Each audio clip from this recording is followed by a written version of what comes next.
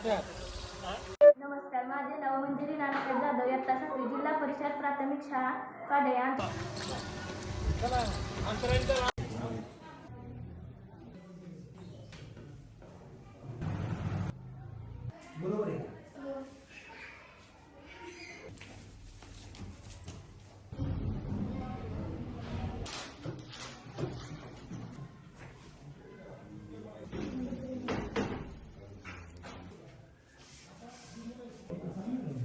नमस्कार. आज आपण बोलणार आहोत महाराष्ट्राच्या एका अगदी दुर्गम भागातल्या एका खास शाळेबद्दल. प्राथमिक शाळा पाडळी. खरं तर ही फक्त एका शाळेची गोष्ट नाही आहे. ही गोष्ट आहे संघर्षातून फुललेल्या एका आशेची. कल्पना करा, सोलापूर, धाराशिव आणि अहिल्यानगर या 3 जिल्ह्यांची जिथे हद्द मिळते बरोबर त्या सीमेवर ही शाळा आहे. अशा ठिकाणी जिथे अनेकदा विकासाची गंगा पोचायला वेळ लागतो, तिथे ही शाळा अक्षरशः एक शांत शैक्षणिक क्रांती घडवते. पण हा प्रवास अजिबात सोपा नाही आहे. म्हणजे इथल्या भिंतींना जरी बोलता आलं असतं तर त्यांनीही रोजच्या संघर्षाचीच कहाणी सांगितली असती. या शाळेसमोर भौतिक आणि पायाभूत सुविधांची खूप मोठी आव्हानं आहेत. आता ही चित्र बघा. शाळेची अवस्था लगेच लक्षात येईल. एका बाजूला तुम्हाला दिसतायत त्या जीर्ण झालेल्या भिंती, आणि वर्गात काय आहे तर तंत्रज्ञानाच्या नावावर फक्त एक जुना टीव्ही आणि आपला पारंपरिक काळा फळा. विचार करा, आजच्या डिजिटल युगात आपली मुलं अशा वातावरणात शिकतायत. केवढी मोठी तफावत आहे ही. आणि अडचणींची यादी तर बरीच मोठी आहे आणि गंभीरही. पावसाळा आला की छप्पर गळायला लागतं. भिंती तर जुन्या झालेल्या आहेतच. मुलांच्या हातात ना कम्प्युटर आहे ना टॅबलेट. जेवण बनवायला साधी पक्की जागा नाही. आणि खेळायला तर स्वतःचं मैदानही नाही आहे. गावाने आम्हाला म्हणजे आता शाळेची थोडी पडझड झालेली आहे. छतं वगैरे गळतात शाळेचे, तर ते तेवढं आम्हाला दुरुस्तीसाठी माझी विद्यार्थी पालक संघ आम्ही स्थापन केलेला आहे. त्यामार्फत जर आम्हाला काही मदत दिली तर आम्ही म्हणजे आनंदाने स्वीकारू आणि विद्यार्थ्यांसाठी आवश्यक आहे. आमची पालकाकडनं एवढीच अपेक्षा आहे. आम्ही शाळेच्या कालावधीमध्ये 10 ते 5 खूप जीव तोडून त्यांचा अभ्यासक्रम घेतो, गुणवत्ता टिकवण्याचा प्रयत्न करतो. पण हीच गुणवत्ता घरी काहीतरी पालकांनी घेतली तर विद्यार्थ्यांमध्ये त्याचा सराव होऊन आणखी गाठण्याचा प्रयत्न, चांगले होण्याचा चान्सेस असतात. त्यामुळे पालकांनी थोडं विद्यार्थ्याकडे आणखी जादा लक्ष द्यावं. आम्ही तर करतोच, पण पालकांचं सहकार्य जर असेल तर आणखी विद्यार्थ्यांची गुणवत्ता वाढेल अशी एक माझी अपेक्षा. शाळेसाठी बऱ्याच सुविधा कमी आहेत. किचन सुविधा कमी आहे शाळेला. शाळेचे कंपाऊंडची सुविधा, वरचे जे पडझड झालेले आहे ते थोडे व्यवस्थित करावे. आता लॅपटॉपची सुविधा गरज आहे. CCTV कॅमेऱ्याची सुविधा गरज आहे. पण मग एवढं सगळं असूनही ही शाळा चालते कशी? कारण ह्या शाळेची खरी ताकद तिच्या इमारतीत नाही आहे. ती आहे इथल्या माणसांमध्ये.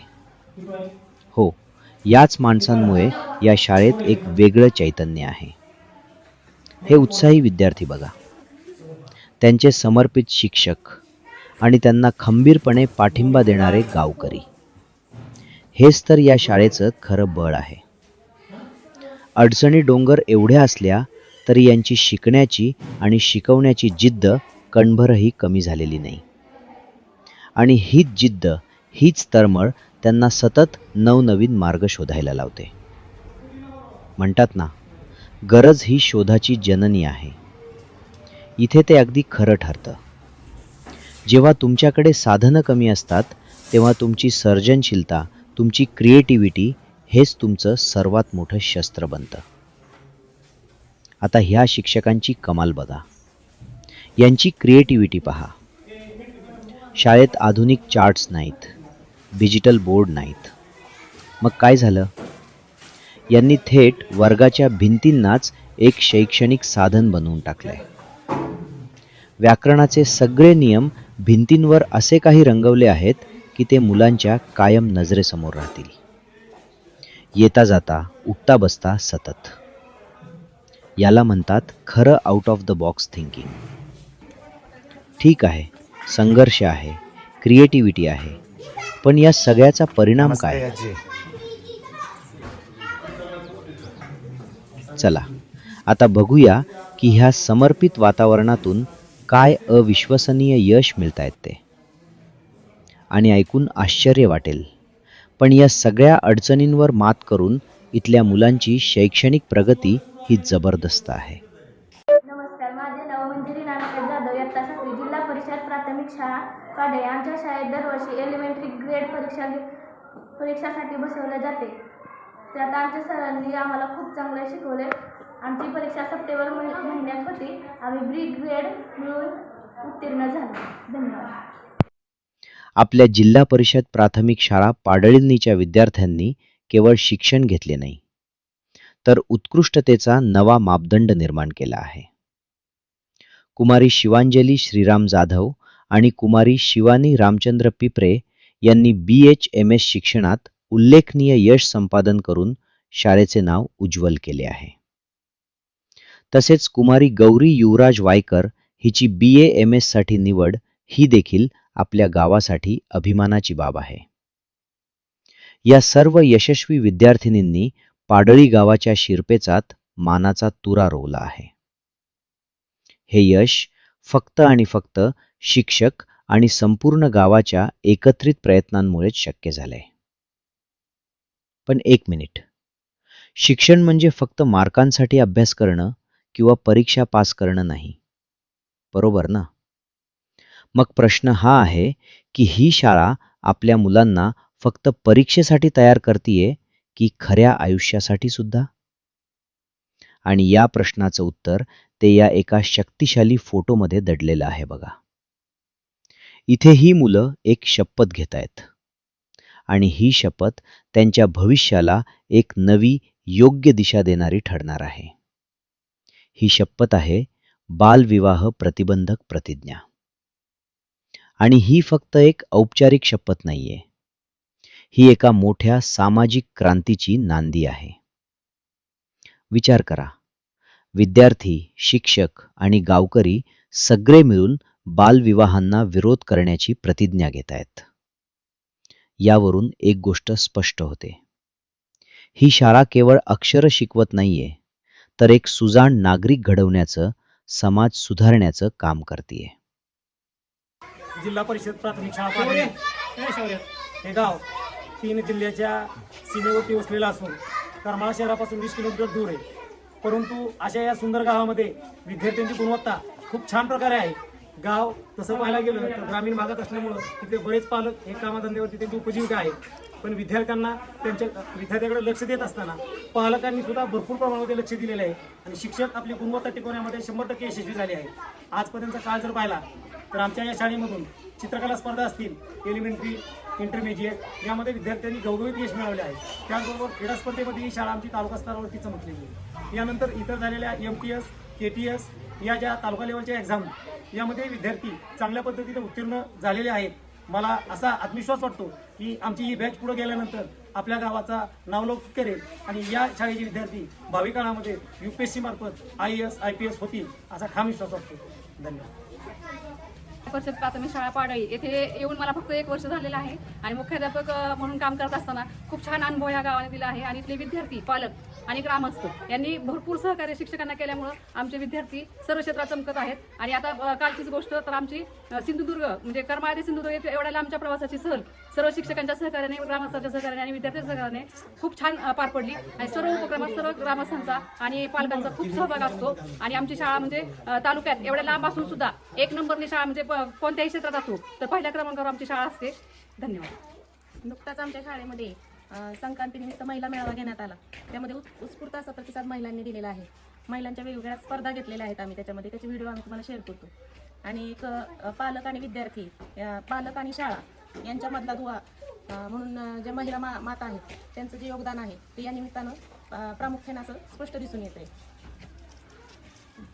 पाडळी शाळेचा ग्रामस्थ म्हणून शाळेविषयी थोडक्यात आपणाला माहिती सांगत आहे. तर ही शाळा सरांनी सांगितल्याप्रमाणे 3 तालुके 3 जिल्हे यांच्या टोकाला जरी असली तरी शाळेचा हा जो सध्या विद्यमान स्टाफ आहे तो अतिशय उत्कृष्ट आहे आणि यांची शैक्षणिक गुणवत्ता निश्चितच चांगली आहे आणि सगळ्यांच्या सहकार्याने गावाचं सहकार्य, ग्रामस्थ, गावातील सर्व ग्रामपंचायत असेल, गावातील शालेय व्यवस्थापन शाळेची समिती असेल, विविध बचत गट असतील, सर्वांनी मिळून जर शाळेला सहकार्य केलं तर निश्चितच आपली शाळा ही जिल्ह्यामध्ये प्रगतीपथावर येईल, गावची शैक्षणिक गुणवत्ता सुधारेल आणि नक्कीच गावाला एक विकासात्मक हातभार शाळेच्या वतीनं लाभावा या दृष्टीनं आम्ही सगळे विद्यार्थी मिळून माजी विद्यार्थी म्हणून शाळेला सहकार्य करू आणि निश्चितच शैक्षणिक गावाची सुधारणा करण्यासाठी, शैक्षणिक गुणवत्ता वाढवण्यासाठी सर्व पालक, महिला, बंधू भगिनी, सर्व युवक वर्ग यांच्या माध्यमातून शाळेला आम्ही सहकार्य करू एवढंच या ठिकाणी मी सांगतो. धन्यवाद. आपल्याला चांगली कामे करून घ्यायची आहेत. आतापर्यंत शिक्षक जो स्टाफ आहे तो विद्यार्थ्यांसाठी चांगला काम करीत आहे आणि पुढे पण करीत राहणार आहे याची मला पूर्णपणे खात्री आहे. शाळेची गुणवत्ता पण छान आहे आणि सर्व स्टाफ चांगलं परिश्रम घेत आहे शाळेसाठी.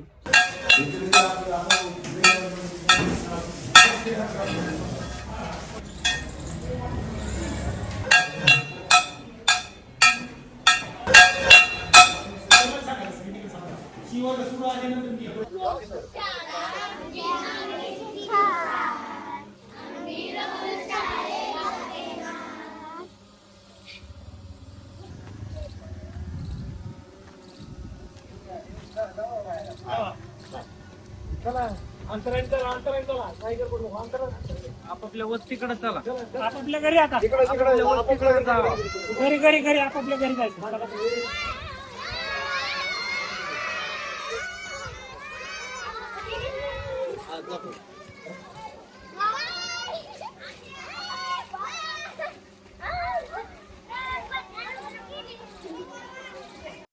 तर मग ह्या शाळेच्या गोष्टीकडे बघण्याचा आपला दृष्टिकोन बदलायला हवा. ही केवळ अडचणींची कहाणी नाहीये. ही गोष्ट आहे एका प्रचंड मोठ्या पण अजूनही पूर्णपणे न वापरलेल्या क्षमतेची. तर आजची परिस्थिती नेमकी कशी आहे? एका तराजू ठेवा. यांची प्रचंड इच्छाशक्ती, यांचे समर्पित शिक्षक आणि ही शिकायला उत्सुक असलेली मुलं. आणि दुसऱ्या तराजूत, दुसऱ्या बाजूला त्यांना गरज आहे ती फक्त एका सुरक्षित इमारतीची, काही आधुनिक साधनांची आणि अगदी मूलभूत सुविधांची. बस एवढं मिळालं की त्यांच्या स्वप्नांना भरारी घेण्यासाठी पंख मिळतील.